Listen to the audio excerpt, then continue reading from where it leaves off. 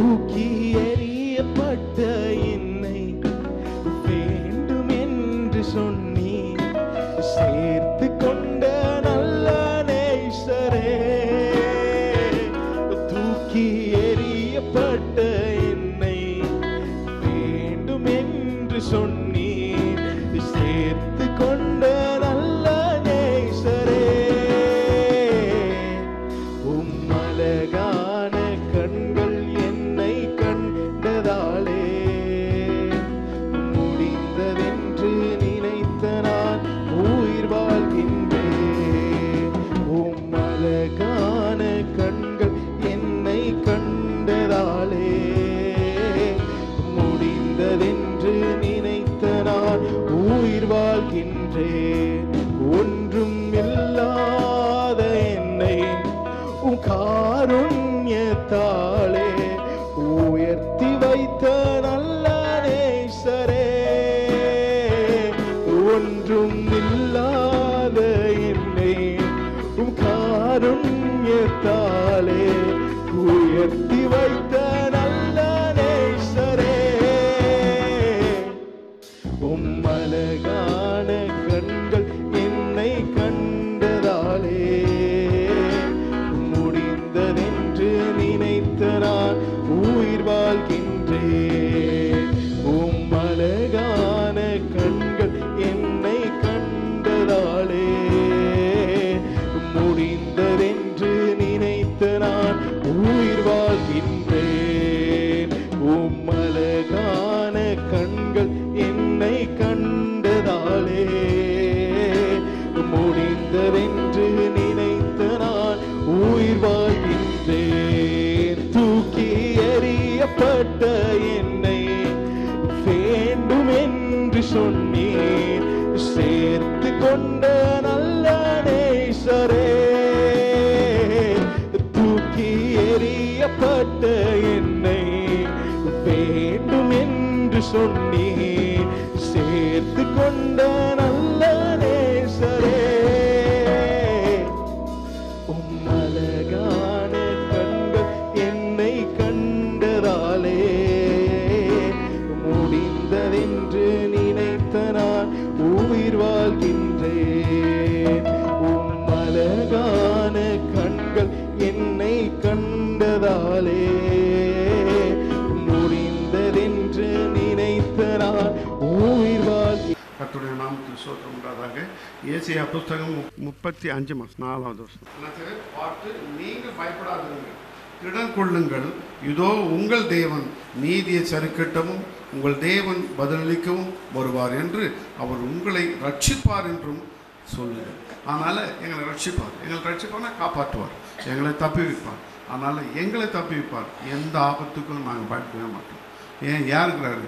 உலகத்தின் கடைசி பரியந்தம் நான் உங்களோட கூட இருக்கேன். எத்தனை பேர் விசுவாசிக்கிறாங்க? நம்ம கூட இருக்காரு. நம்ம கூட இருந்தால் அந்த பிசாசு எப்படியெல்லாம் தந்திரமாக வந்து ஏதோ நம்ம கவுக்க பார்ப்போம், விழுக பார்ப்போம், தள்ள பார்ப்போம். ஆனாலும் கர்த்தருடைய ரத்தம் அங்கே இருக்கிறபடினாலும், கர்த்தர் நம்மோடு கூட இருக்கிறபடினாலும் ஒன்றுமே செய்ய முடியாது. ஆண்டவர்கிட்ட போய் சொல்லுவான், இவன் இப்படி அப்படி இது அது எந்த பாவம் இந்த பாவம் உடனே சொல்லுவார், அவனுக்காக சிந்தப்பட்ட ரத்தம். அப்படியே அந்த ரத்தம் அதான் உடன்படிக்கை, புதிய உடன்படிக்கை, நித்திய உடன்படிக்கை. ஆனால் முதல் உடன்படிக்கை மோசேயுடைய உடன்படிக்கை, அது வேற இருந்தது. இப்போது நித்திய உடன்படிக்கை இயேசு கிறிஸ்துடைய ரத்தம் அங்கே பரலோகத்தில் வச்சிருக்குது. உடனே உலகம் முழுவதும் சுற்றி நம்ம மேலே போய் குற்றம் சொல்கிறதுக்கு போவோம். பிரதான ஆசாரியை நாங்கள் அமர்ந்திருப்பார். அமர்ந்து கொண்டிருக்கும் போது உடனே என்ன பண்ணுவார்? அவனுக்காக சிந்தப்பட்ட ரத்தம், அந்த சகோதரிக்கு அந்த மகளுக்காக சிந்தப்பட்ட ரத்தம் வெக்கம் கெட்டு போயிடும். அதனால் அவன் நம்ம மேலே மேற்கொள்ள முடியாது. அவன் நம்ம மேலே மேற்கொள்ள முடியாது. 54ஆம் அதிகாரம், ஏசாயா 54ஆம் அதிகாரம் 14வது வசனம்.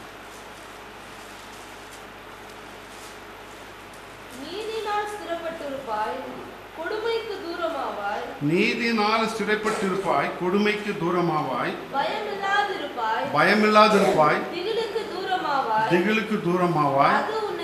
அது உன்னை அணுகாது. எதுவுமே வந்தாலும் உன்னை அணுகவே அணுகாது. என்ன நடந்தாலும் உன்னை அணுகாது. இயேசுவும் கூட இருக்க. நீ காலையில் ஏஞ்சி மட்டும் ஜெபம் பண்ணிட்டு போகும். ஆண்டவரே, இந்த நாளில் நான் புறப்பட்டு போகிறேன்.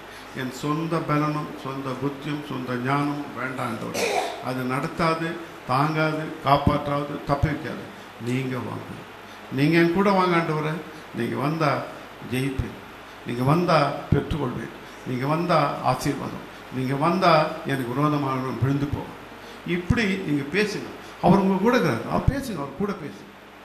உங்களுக்கு தெரியல இல்லையா? அவர் சொல்லிக்கிறார், நான் உங்கள் கூட இருக்கிறேன்னு சொல்லிக்கிறார். அப்படி சொல்லும்போது நம்ம அதை விசுவாசிக்கணும். நம்ம கூட வரார். இந்த எண்ணத்தோடு அவரோட நீங்கள் பேசுங்க. அவரோட பேச அவருக்கு ரொம்ப சந்தோஷம். அவரோட பேசும்போது ரொம்ப சந்தோஷப்படுறார். அவருக்கு அது ரொம்ப இஷ்டம்.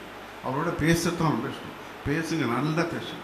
உலகத்தாரோட, மோசமான ஜனங்களோட, குழி வெட்டுற ஜனங்களோட, பொறாமை பிடிச்ச ஜனங்களோட நம்ம பேசிட்டு இருக்கிறோம். எந்த ஜனங்களோட? இயேசுவோடு பேசும்போது மிகவும் நல்லது. அது அதிகாலையில் அவரோட பேசுங்க. மனுஷனோட பேசுறதுக்கு முன்னால் ஆண்டவரோட பேசுங்க. அவரோட இந்த நாள் முழுவதும் அவர்கிட்ட வச்சுடுங்க. அப்படியெல்லாம் இந்த மாதம் முழுதும் அவர்கிட்ட வச்சுடுங்க. அவர்கிட்ட பேச அவருக்கு ரொம்ப சந்தோஷம் வரும். நீங்கள் பேசத்தான். ஒரு குழந்தை ஒரு தகப்பன்கிட்ட பேசும்போது தகப்பனுக்கு எவ்வளோ சந்தோஷம் தெரியுமா? அது எப்படியேனா பேசும். ஆனால் அது தூக்கி முத்தம் கொடுத்து அந்த பேச்சை கண்டு ரொம்ப சந்தோஷப்படும். அதை காட்டிலும் இயேசு ரொம்ப நேசிக்கிறார். அந்த குழந்தையை காட்டிலும் அதிகமாக நம்ம நேசிக்கிறோம். நம்ம மீது அதிகமாக இருக்கிறாரு, பிரியமாக இருக்கார். சங்கீத புஸ்தகம் 91 சங்கீதம் 5வது வசனம். அவன் என்னை நோக்கி கூப்பிடுவான்.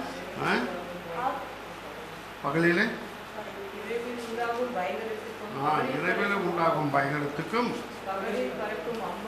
பகலில் பறக்கும் அம்புக்கும் இருளில் நடமாடும் கொள்ளை நோய்க்கும்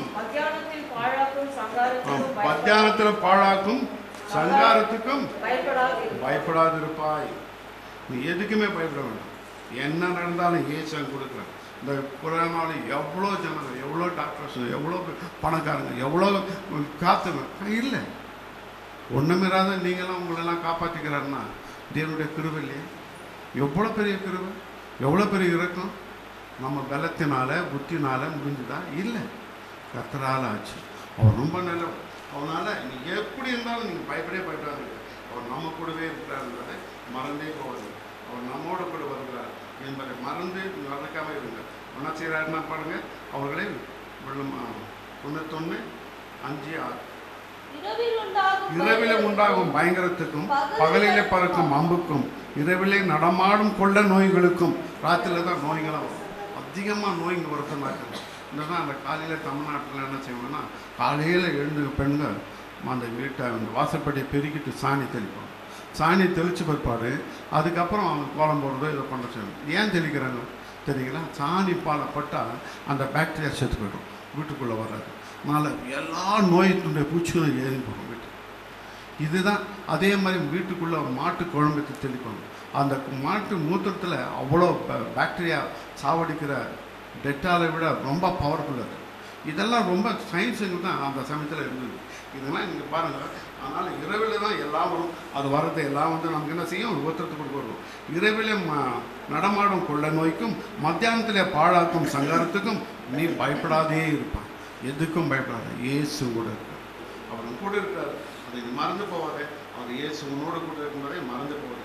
ஏசாயா 11ஆம் அதிகாரம் 2வது வசனம்.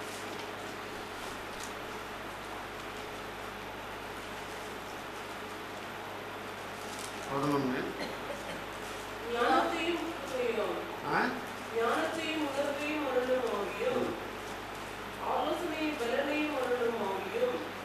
ஞானத்தையும் உணர்வு. ஞானம் நமக்கு வேணுங்க. இந்த உலகத்தில் ஞானம் இராது இருந்தால் முடிய முடியும். அதனால தான் சாலமோன் கேட்டான். என்ன கேட்டான்? அவனுக்கு எனக்கு என்ன வேணுமா நீ கேளப்பா அப்படின்ட்டு. அவன் ரொம்ப என்ன செய்தான் தெரியுங்களா? எனக்கு ஞானம் வேணும் ஆண்டவர். ஆண்டவருக்கு ரொம்ப இஷ்டம் ஆச்சு. ஏன் இஷ்டம் ஆச்சு தெரியுங்களா? அவன் உலகத்தில் இருக்கிற இன்னொரு ராஜ்யம்லாம் வேணும்னு கேட்கல, இன்னும் நிறைய ஆஸ்தி வேணும்னு கேட்கல, உலகத்தில் இருக்கிற எல்லா ராஜாவோட பெரிய அரண்மனை வேணும்னு கேட்கல, அப்படியெல்லாம் கேட்கல. எனக்கு ஞானம் வேணும். இந்த ஜனத்தை ஆளுவதற்கு ஞானம் வேணும். ஆண்டவர் நீ அரிதான நல்ல காரியத்தை கேட்டேன். ஞானத்தோடு உனக்கு இன்னும் அநேக ஆசீர்வாதத்தை கொடுக்குறேன். அவனை போல ஞானி யார்? இன்றைக்கி இந்தியாவில் அந்த அவனுடைய சாலமுடைய ஞானத்துடைய புக்கு இருந்தது, அந்த குழந்தையை கட் பண்ணுறதுலாம். ஆனால் அதனோட எடுத்து போட்டாங்க அந்த பிஜேபி கவர்மெண்ட். அதை கூட இல்லை. முதல்ல அதெல்லாம் இருந்தது. புக்குங்களை கிளாஸ் ஸ்கூல் புக்குங்களை அந்த கதை ஒன்று கொடுத்துருந்தாங்க. அது கூட இல்லை. எப்படியெல்லாம் பண்ணுறாங்க தெரியுமா? எப்படிலாம் கிறிஸ்தவங்களை ஒழிச்சுக்கட்ட அழிச்சுக்கட்ட போகக்கூடாதுபடி செய்ய வரப்போகிற காலம் மிக பயங்கரமான காலம். இந்த காலத்தில் நீங்கள் பக்தியாக இருக்க பாருங்க. ஜெபம் ஆண்டவரை விடாமல் பற்றிக்கணும். என்ன நடந்தாலும் இயேசு விடாது. அதுதான் நீங்கள் பிடிச்சிருக்கிற இந்த காரியத்தை நான் நீங்கள் செய்யறதுனால. இன்னும் நான் பாருங்கள், இன்றைக்கி நான் இந்த பாஸ்டர்ஸ் மீட்டிங்கில் பேச போகிறேன். என்ன தெரியுங்களா, அவருடைய மேரேஜை பற்றி பேச போகிறேன். எவ்வளோ இன்ட்ரெஸ்டிங் படிக்க அது தெரிய என்னால் அதை எப்படி தான் சந்தோஷப்படுறதுன்னு தெரியல. அது சந்தோஷப்படுத்த என்னால் முடியும். அந்த மேரேஜ் எப்படி நடக்கும், மணவாட்டி யார், அந்த மணவாட்டி எல்லாம் சொன்ன சாதாரணமாக எதாவது பேசணும். வசனத்தோட ஆழமான சத்தியத்துக்கு நீங்கள் அதை கண்டுக்கிறதுக்கே வரும். நிஜமாக உங்களுக்கு யாரும் கொடுக்க மாட்டாங்க, யாரும் வராது. அப்புறம் மேரேஜில் முடிக்கும். அப்புறம் ஒரு விருந்து வைப்பாங்க. அந்த விருந்து எப்படிப்பட்ட விருந்தாக இருக்கும் நீங்கள் யோசித்து பாருங்கள். அதுக்கு மேலே விருந்தெல்லாம் முடிஞ்ச பிறகு ஹனிமூனுக்கு போகும். இப்போ பணக்காரன் தான் என்ன பண்ணுவாங்க, துபாய்க்கு போவாங்க, இங்கிலாந்து போவாங்க, அமெரிக்கா போவாங்க. இப்போது மாப்பிள்ளை யார், இயேசு கிறிஸ்து. மணவாட்டி யார், சபை. இந்த மணவாட்டி சபை என்ன செய்யும், புறப்பட்டு வரும். புறப்பட்டு எங்கே வரும், பூமிக்கு வரும். அப்போ வந்து சொல்வார், நான் இங்கே தான் பிறந்தேன். யார்கிட்ட காமிப்பார், மணவாட்டி காமிப்பார், இங்கே பிறந்தேன் நான். அப்புறம் இங்கே வளர்ந்தேன், இதே நாசத்தில் இருந்தேன், இங்கே விழுந்தேன், இந்த மலை மேலே இருந்தேன், அப்படியே ஓடினேன், அப்படிலாம் இருந்தேன், இப்படியே வளர்ந்துருந்தேன். 30 வயசாச்சு. அந்த டைமில் என்ன பண்ணேன், நான் என்னோடய ஊழியத்தை செய்ய யோவான் மூலமாக இங்கே தான் யோர்தானில் ஞானஸ்தானம் எடுத்தேன். எவ்வளோ இன்ட்ரெஸ்டிங்காக இருக்கும் தெரியுமா. யார்கிட்ட காமிப்பார், மணவாட்டிகிட்ட காமிப்பார். இந்த மாதிரி சத்தியத்தெல்லாம் கேட்கறதுக்கு வேறு எந்த செக்ஷன் பேச மாட்டேன். நீங்களுக்கு இன்ட்ரெஸ்டிங் இங்கே வந்துட்டால் போதும், தெளிச்சு விட்டா போதும். அறிஞ்சு கொள்ள, தெரிஞ்சு கொள்ள வேணும் வேணும் வேணும். அந்த ஆவல் எப்போ இருக்குதோ அவன் அந்த தேவன் பிள்ளை. அலட்சம் பண்ண மறுபடியும் என்ன பண்ணுவார் தெரியுமா, கூட்டிகிட்டு போ. இந்த இடத்துல தான் என்னை அடித்தாங்க, 39 ஜாட்டி அடி அடித்தாங்க, இங்கே ரத்தமெல்லாம் கொட்டுச்சு, இங்கே தான் எங்கள் சிலுவை எடுத்து வச்சாங்க, இங்கேருந்து நடந்து போனேன், 14 இடங்களில் விழுந்தேன். இந்த இடம் யார்கிட்ட காமிப்பார், மணவாட்டிக்கிட்ட. இங்கேருந்து என்ன கொல்கதாவில் கொண்டு போய் 3 ஆணிகள் அடித்தாங்க, இதுதான் கபாலஸ்தலம். இப்படியெல்லாம் காட்டுவார். யார்கிட்ட காட்டுவார், மணவாட்டிக்கிட்ட காட்டுவார். ஹனிமூன் கூட்டி மாறுவார், இதெல்லாம் கூட்டி போய் காமிப்பார். எப்படி இருக்குன்னு தெரியுமா. இதெல்லாம் எனக்கு அதை யோசிக்க அப்படியே ராத்திரிலாம் சிந்திப்பேன். அவ்வளோ ஒரு சந்தோஷமான ஒரு காரியம். நீங்கள் இதெல்லாம் அறிஞ்சு கொள்றதுக்கு, தெரிஞ்சு கொள்ள உங்களுக்கு இஷ்டமே இல்லைன்னா ஆகும். இதெல்லாம் நீங்கள் விட்டுட்டீங்களா, லைஃப்பில் கிடைக்கவே கிடைக்காது. உங்களுக்கு யாரும் சொல்லிக் கொடுக்க மாட்டாங்க. உலகத்தில் இருக்கிற எல்லாரும் மணவாட்டி ஆகிட முடியாது. அது தெரிஞ்சு கொண்டவங்க. அது பிதாவாகிய அந்த மேரேஜ் யார் நடத்துறது, பிதாவாகிய தேவை. விருந்து யார் நடத்துகிறாங்க, என்ன யார் நடத்துகிறாங்க பாருங்க. என்ன அதிசயமாக இருக்குது தெரியுமா. இதெல்லாம் இந்த வசனத்தோடு எடுத்து பேசுகிறேன். ஆனால் நீங்கள் வர மாட்டேன். இன்றைக்கி பாஸ்டர் சுமைக்கில் பேசுகிறேன். இது அவங்களுக்கு ஒரு ஆச்சரியமாக தான் இருக்கும். ஒவ்வொரு காரியங்களும், புது காரியங்களை அவங்க ரொம்ப எல்லாமே நோட் பண்ணிட்டு போகணும். இதெல்லாம் உங்களுக்கு தெரிஞ்சு கொள்றதுக்கு, உங்களுக்கு வர்றதுக்கு இஷ்டமே இல்லை, சபைக்கு வர்றதுக்கு. ஆனால் பாருங்கள், கிறிஸ்டி ஒரு 3 மூட்டை அரிசி ஏறக்குறைய 14,000 ரூபாய் கொடுத்து அரிசி வாங்கி போட்டுக்கிறேன். அந்த அரிசி வந்து ஜெருக சம்பாரிச்சு, அந்த அரிசியில் தான் சாப்பாடு செய்யணும். உங்களுக்கு கிடைக்குமா, வேறு எங்கன்னா சாதாரண அரிசியை போட்டு கஞ்சி போடுறாங்க சில சர்ச்சில், ஒரு சாம்பார் சாப்பாடு போடுறாங்க. அது மாதிரி இல்லையே. அவ்வளோ ரிச்சு சாப்பாடாக, சரீரத்துக்கு ஏற்ற சாப்பாடாக கொடுக்கணும். அதே மாதிரி ஆத்மீக ஆகாரத்தை நிறைய கொடுக்கணும். அலட்சம் பண்ணுறீங்களே, அடிப்பார். கர்த்தர் அடிக்க ஆரம்பித்தார்னா தாங்க தடுக்க யாரால முடியாது. உஷாராங்க. எல்லாருக்கும் காரை கொடுத்துக்கிறார், வண்டியை கொடுத்துக்கிறார், 2 வீலர்ஸை கொடுத்துக்கிறார், நேரம் கொடுத்தார். என்னையா காலையில சாயந்தரத்துக்கும் உலகத்தினுடைய வேலை செய்கிற ஏசாமிக்காக ஒரு நாள் கொடுக்குறதுக்கு நான் சொல்லுது, தள்ளி போடுறதா வேண்டான்ற. நான் டெல்லிக்கு ஒன்றும் தெரியாது, பாஷை தெரியாத 74 ஒரு தரம் போனேன், 78 ஒரு தரம் போனேன், 73 தரம் சர்ச்சுக்கு விடாமல் போ கம்ப்ளீட் எல்லா சர்ச்சில் போய் அட்டன் பண்ணேன். தாஜ்மஹாலை போய் பார்க்கல, டெல்லிக்கு போயிட்டு தாஜ்மஹாலை பார்க்கல. படிக்கணும். அன்றைக்கி படித்ததெல்லாம் இன்றைக்கி வரைக்கும் மறக்க மாட்டேன். அவ்வளோ ஞாபகம் சேர்த்து வச்சுருக்கேன். அது என்ன கர்த்தனை கொடுத்த பிச்சை. அதனால் நல்லா தெரிஞ்சுங்க. இது அதை உலகபரமான காரியத்தை ஞாபகம் வச்சுருக்கிறேன்னா வேத புஸ்தகம் ஞாபகம் வைக்கணும் இல்லையா. இதுதான் உலகத்தினுடைய கடைசி வரைக்கும் இருக்க போகுது. இதெல்லாம் நல்லா தெரிஞ்சுங்க. ஆண்டவருக்கு பயந்து செய்வீங்க. ஏசாமி வெறும் சீக்கிரம் வராது. வரும்போது என்ன பதில் சொல்ல போறீங்க, ஞானத்தையும் உணர்வையும் வருவார். அதுக்கடுத்த வசனத்தை பாருங்கள். சங்கீத புஸ்தகம் 34 3வது வசனம்.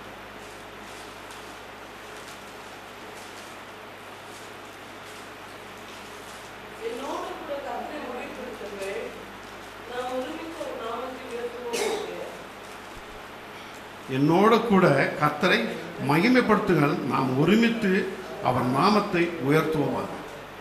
இயேசு நாமம், இயேசு நாமம், அவருடைய நாமம் தான்.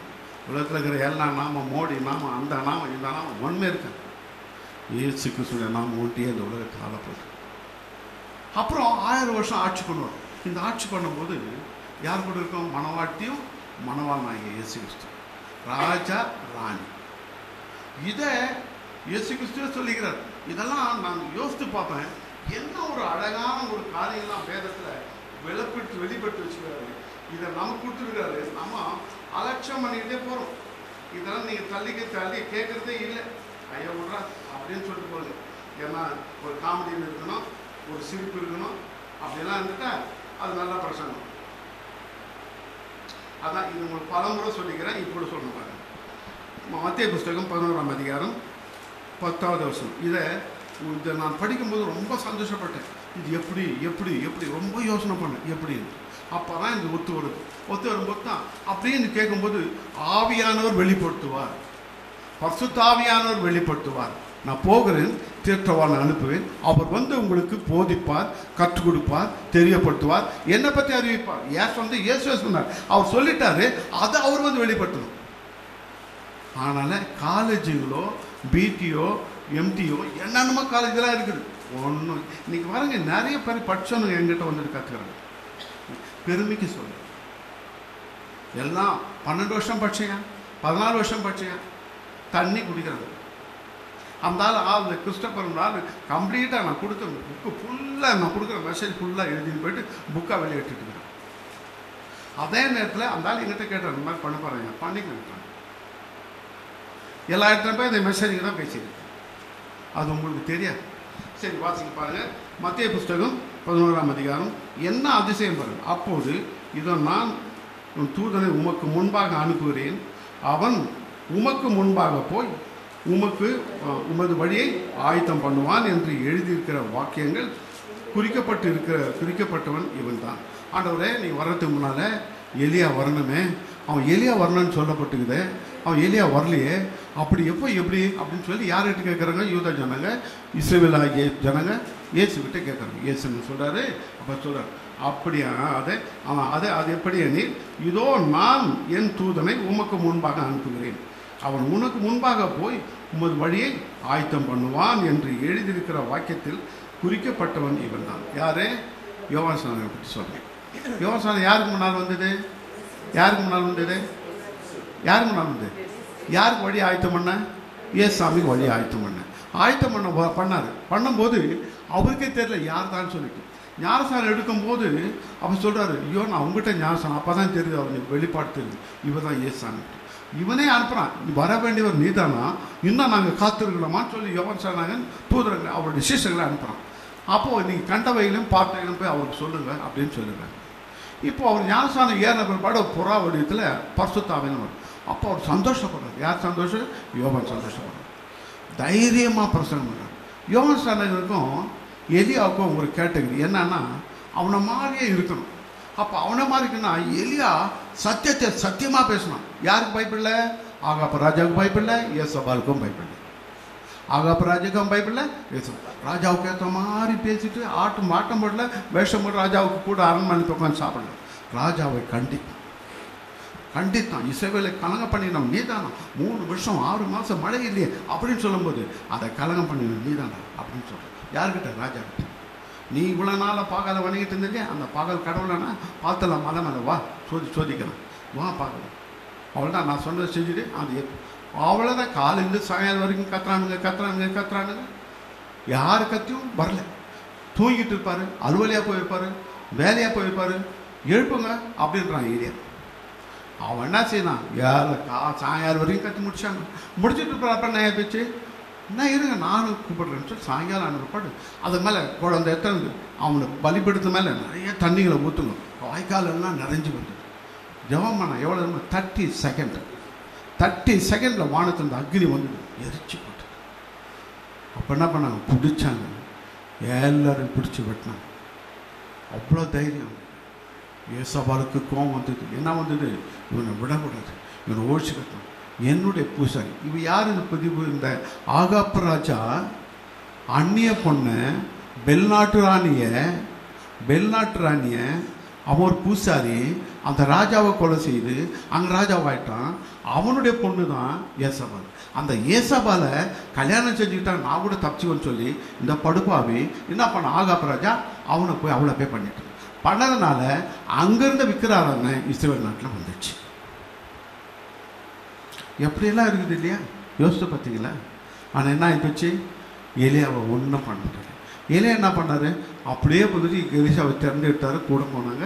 கடைசியில் எலியா அக்னி வந்து கொண்டு போயிடுச்சு. இப்போ எலியா வரணுன்னுக்குதே, எங்கே வரணும்னு சொல்லி கேட்குறாங்க. கேட்கும்போது தான் இப்போ சொல்கிறார், வர வேண்டி எலியா இப்போ நம்மத்தையும் இப்போ எடுங்க. 11ஆம் அதிகாரம் 14வது வசனம். ஸ்திரீகளிலே யோவான் ஸ்நானகனை காட்டிலும் அப்போ என்ன செய்யல? ஆபிரகாம் இல்லை, மோசே இல்லை, எலியா இல்லை, யாருமே இல்லைங்க. யோவான் ஸ்நானகனை காட்டிலும் பெரியவன் ஒருவனுமே இல்லை. யார் சொல்றார்? இயேசுவே சொல்றார்.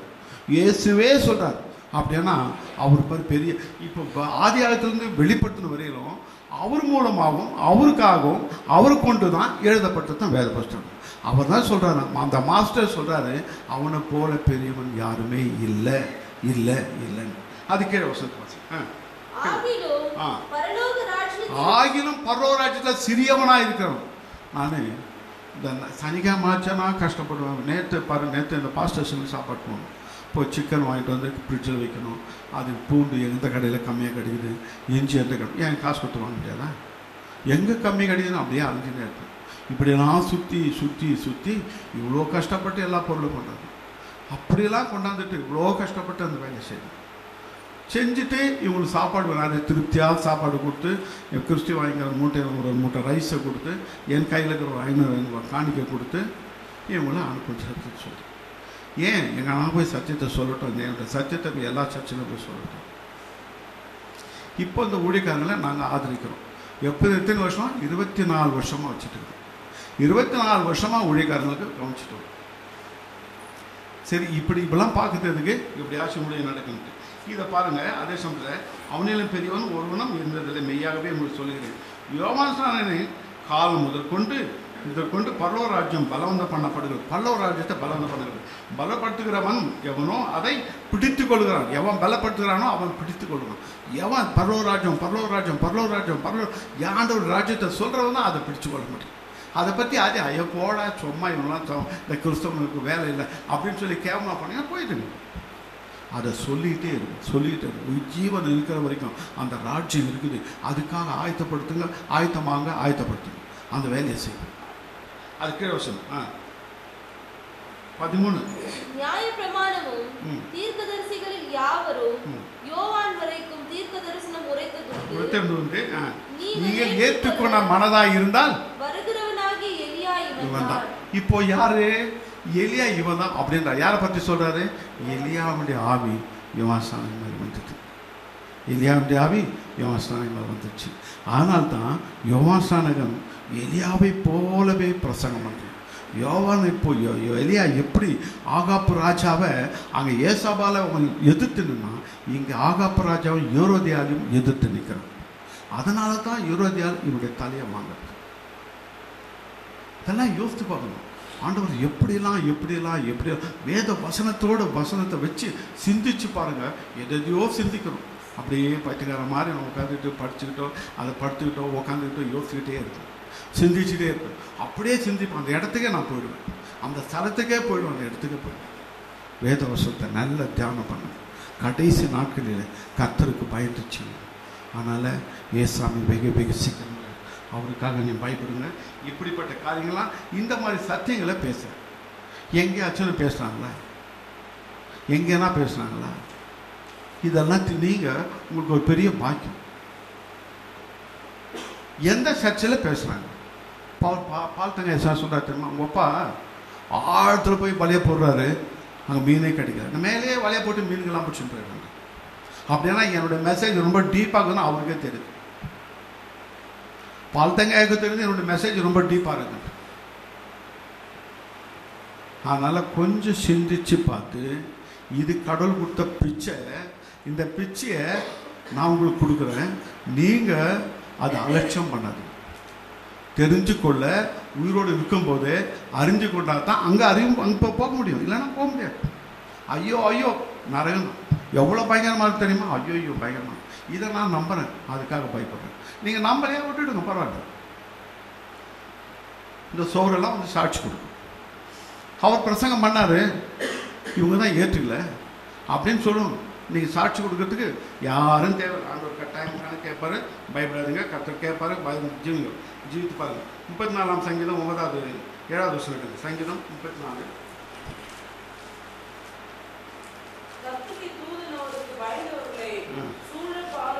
கர்த்தருடைய தூதன் அவர்களுக்கு பயந்தவர்களை சூழ பாளையம் இறங்கி அவர்களை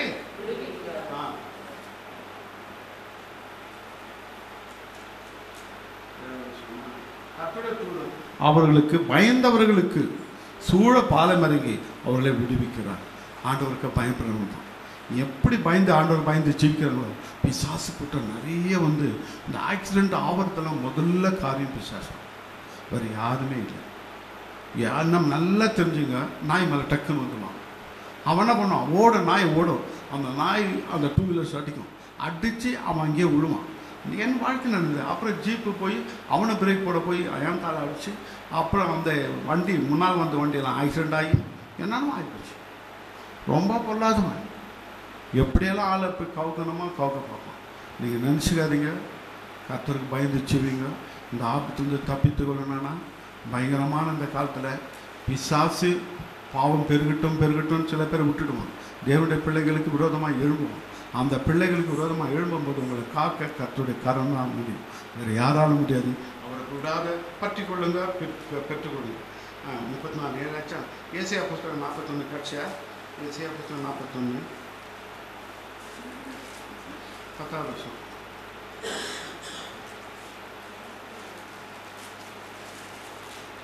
நீ பயப்படாதே, நான் உன்னுடனே இருக்கிறேன். நீ பயப்படாதே, நான் உன் கூடவே இருக்கிறேன். ஆண்டவர் சொல்றார் பார்த்தீங்களா? ஏசாயா தீர்க்கதரிசி இருக்கிறதுல பெரிய தீர்க்கதரிசி. அந்த தீர்க்கதரிசி புஸ்தகம் நிறைய புஸ்தகம் அவருக்கு தான் இருக்குது. அதனால் ஏசாவை பற்றி அதிகமாக பேசியிருக்கிறார். வாசிங்க. நீ பயப்படாதே, நான் உன்னுடனே இருக்கிறேன். திகையாதே, நான் உன்னுடைய தேவன், பலப்படுத்தி சகாயம் பண்ணுவேன். பாவம் செய்த கையில், அநியாயம் செய்த கையில், அட்டுழி செய்த கையில், யாருடைய நீதியின் வலது கரத்தினாலே உன்னை தாங்குவேன். நீதியின் வலது கரத்தினாலே உன்னை தாங்குவேன். ஆண்டவர் பார்த்தீங்கன்னா அவருடைய கரம் ரொம்ப வல்லமையான கரம், நீதியின் கரம், இரக்கத்தின் கரம். அது நீதி, அங்கே தான் நீதி இருக்குது, வேற யாருக்கிட்ட நீதி தான், அநீதி தான். நீதியின் கரத்தாலே நீ பயப்படாது, நான் உன்னோடனே இருக்கிறேன். நீ பயப்படாது, நான் உன்னோடனே இருக்கிறேன். ஏன் சொல்கிறாரு? நான் உங்களோடவே இருக்கிறேன். உலகத்தின் கடைசி பிறகு நான் கூட இருக்கிறேன். அங்கே இங்கே ஏசையா புத்தகத்தை முதல்ல சொல்லிக்கிறேன். திகையாதே, நான் உன் தேவன். திகையாதே, நான் உன்னுடைய தேவன். நான் உன்னை பலப்படுத்தி, உன்னுடைய பலவீனத்தில் உன்னை பலப்படுத்தி உனக்கு சகாயம் பண்ணுவேன். உனக்கு வேண்டியதெல்லாம் நான் செய்வேன். உனக்கு வேண்டியதெல்லாம் நான் செய்யணும். நீ என் நீதியின் வலது கரத்தினாலே உன்னை தாங்கிக் கொள்வேன். உன்னை தாங்கிக் கொள்வேன். அதாவது பலவீனமான கரமோ, அக்கிரமத்தின் கரமோ, அநியாயத்தின் கரமோ இல்லை, நீதியின் வலது கரத்தினால் நீ விடாதபடி நான் தாங்கிக் கொள்வேன். சாத்தான் வரும்போது உன்னை நான் தாங்கிக் கொள்வேன். என்னுடைய கரத்தை பார்த்தா ஓடிடுவேன். நான் என் கரத்துக்குள்ளே வச்சுக்கணும். அவருடைய கரம் ரொம்ப பெருசு, அவர் ரொம்ப பெரியவர். இன்னும் சின்ன இயேசுசாமியை பிறந்தவர் இல்லை. அவர் எப்படிப்பட்டவர் தெரியுமா? பூமியிலே ஒரு பாதம், சமுத்திரத்தில் ஒரு பாதம். அப்போ எவ்வளோ பெரியவர்? ரொம்ப பெரியவர். அப்போ எவ்வளோ உயரம் இருப்பார்? சிந்திச்சு பார்த்தீங்களா? ஒரு சின்ன இயேசு கிறிஸ்துவா இல்லை, ஒரு குழந்தையாக இல்லை, கொல்கத்தாவில் ஆணி வச்சாங்க அந்த இயேசுவா இல்லை. அவர் இப்போ இருக்கிறவர் ரொம்ப பெரியவர். அவர் ரொம்ப பெரியவர். அவர் எப்படி பெரியவர்னா, சமுத்திரத்தின் காலையும் சங்கீதம் புஸ்தகம், வெளிப்படுத்த புஸ்தகம் எடுங்க. வெளிப்படுத்த புஸ்தகம்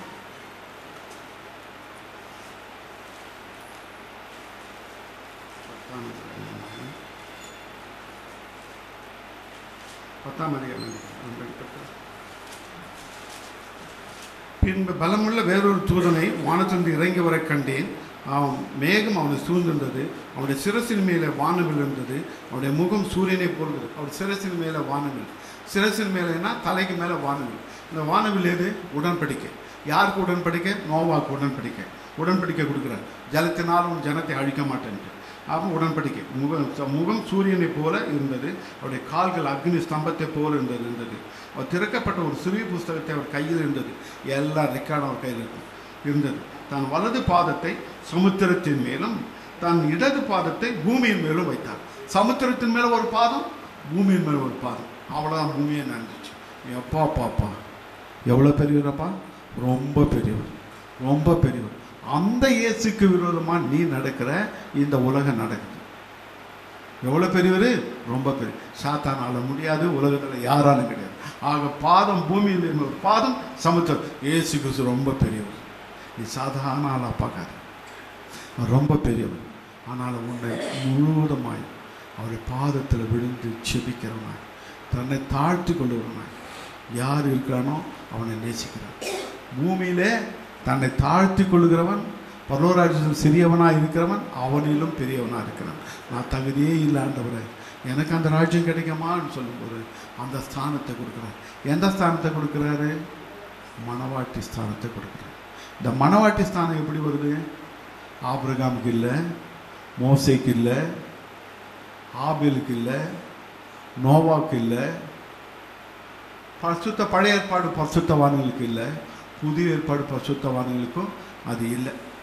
மணவாட்டி சபைக்கு தான் வரும். சபை எப்போ வந்தது?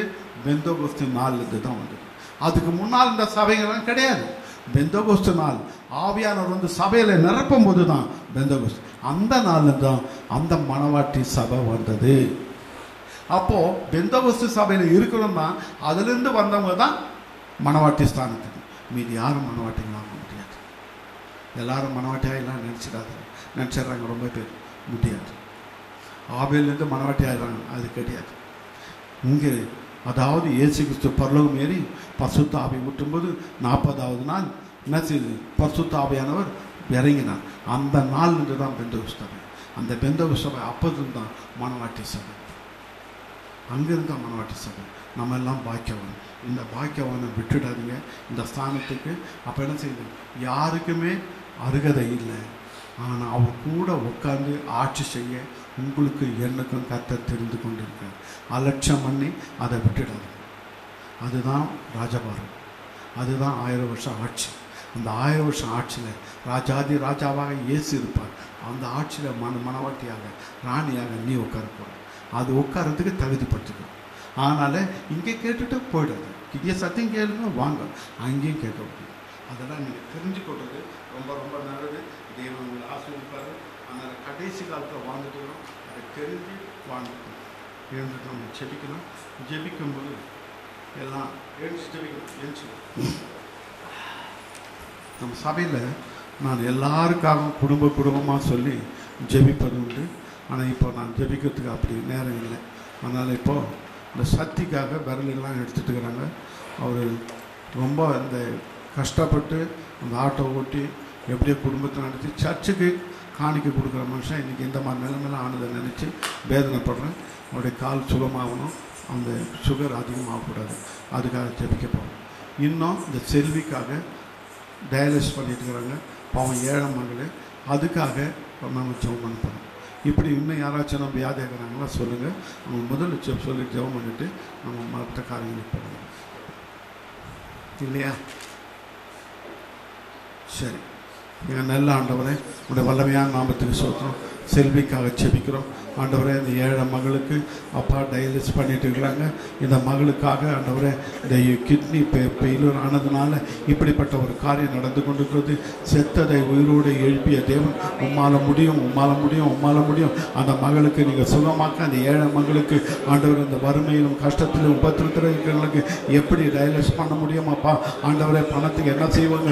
நீங்கள் எப்படியாவது சுகமாக்க உண்மை நோக்கி செபிக்கிறோம் ஆண்டவரே. அப்பா அந்த சக்திக்காக செபிக்கிறோம். ஒரு விரலை எடுத்துட்டுக்கிறாங்க இந்த சுகர்னால ஆண்டவரை மேற்கொண்டு அந்த வியாதி மேலே எழுதாதபடி அதோடு நிற்க வைக்க, அந்த வியாதி இப்போ எழும்பாதபடி மகனை பாதுகாத்து கொள்ள உடைய வல்லமையான கரத்தில் வைக்கிறோம். ஆண்டவரை தலைந்து உச்சங்கால் வரல உடைய ரத்தம் பாயட்டும், ரத்தம் பாயட்டும், ரத்தம் பாயட்டும். உடைய கிருபையினால் இரக்கத்தினால் பூர்ண சுகத்தை கொடுத்து ஆயுஷ் நாளில் கூட்டி கொடுத்து அவருடைய ஆத்மா பரலோராட்சி தகுதியாகும் வரையில் மரணம் அவரை தொடாதபடி பாதுகாத்து கொள்ள உங்களை நோக்கி செபிக்கிறேன்.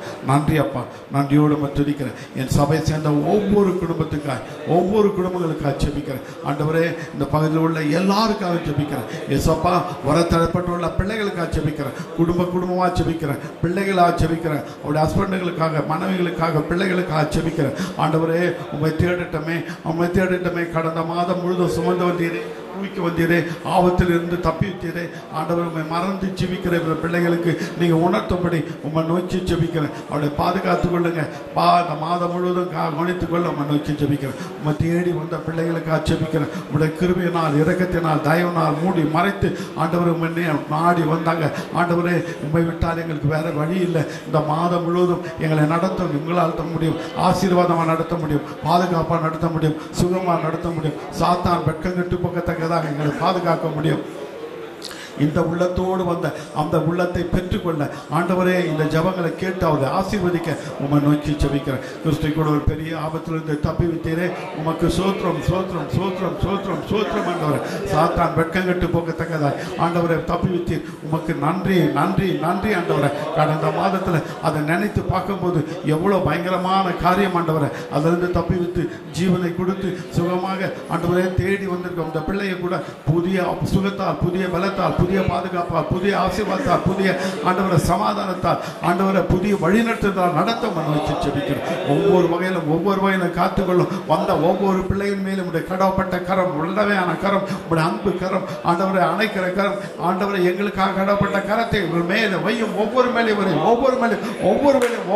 தேவனுடைய வல்லமையான கரம், வல்லமையான கரம், வல்லமையான கரம் தொடட்டும் தொடட்டும் தொடட்டும். ஆண்டவரை உடைய வல்லமையான கரம் தொடட்டும். ஆண்டவரை எல்லாரும் மேலே தொடட்டும். ஆண்டவரே பலப்படுத்துங்க, பாதுகாத்துக் கொள்ளுங்க. தீங்கு அணுகாமல், சாத்தான் கிட்ட வராமல், வியாதிகள் வராமல், கொள்ளை நோய்கள் வராமல், வறுமைகள் வராமல், கடன் தொல்லைகள் வராமல், பிசாசுடைய கிரிகள் வராமல் எல்லாம் விட்டு ஓடட்டும். உடைய பிள்ளைகள் சுகமாய், சௌக்கியமாய், சமாதானமாய், ஆசீர்வாதமாய் பெருகட்டும் பெருகட்டும். பிசாசு வெட்கம் கெட்டு போகத்தக்கதாய் நீ பெருக வைக்கும்படி, ஆசீர்வதிக்கும்படி உம்மை நோக்கி செபிக்கிறேன். இந்த வல்லமையான கரம் நடத்தும்படியாய் உம்மை நோக்கி செபிக்கிறேன். தொடர்ந்து காத்துக்கள். எல்லா மகிமையும் கனத்தையும் துதியும் சோஸ்திரத்தையும் உமக்கு ஒருவருக்கு ஆண்டவரை, வேறு யாருக்கும் இல்லை. ஜீவன் உள்ள நாளெல்லாம் உடைய பாதத்தையே தேடுவோம், உடைய பழமையான பாதத்தை தேடுவோம், எங்களுக்காக கடப்பட்ட பாதத்தை தேடுவோம், எங்களை தேடி வந்த பாதத்தை தேடுவோம். உடைய பாதத்திலே வைக்கிறோம் ஆண்டவரே. என்னுடைய ஜெபங்களை உடைய பாதத்தில் வைக்கிறோம் ஆண்டவரே. உடைய வல்லமைகளையும், உடைய கிருபையும், உடைய இரக்கத்தையும், உடைய பாதுகாப்பையும், உடைய ஆசீர்வாதத்தையும் உடைய பாத தண்டையிலிருந்து நாங்கள் எடுத்துக் கொள்கிறோம். உடைய பிள்ளைகளாக நாங்கள் வைத்துக் கொள்கிறோம். அதை எடுத்து வைத்துக் கொள்கிறோம். உலகத்தை ஜெயிக்க, உலகத்தில் ஆசீர்வாதமாக இருக்க, உலகத்தில் சமாதானமாக இருக்க, உலகத்தில் பிசாசை கண்டு எங்களை கண்டு ஓடத்தக்கதான வல்லமையை நாங்கள் எடுத்துக்கொள்கிறோம். இயேசுவின் நாமத்தில் ஜெபங்களை கேளும் வல்லமுள்ள பிதாவே. ஆமென் ஆமென். நாத்துமாவே கர்த்தரை ஸ்தோத்திரி, முழுவதுமே நாமத்தில் ஆத்துமாவே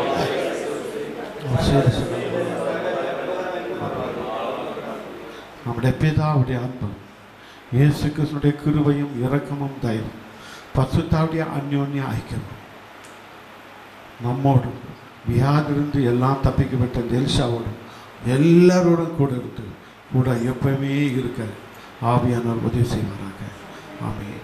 ஹல்லேலூயா, ஹல்லேலூயா, ஹல்லேலூயா.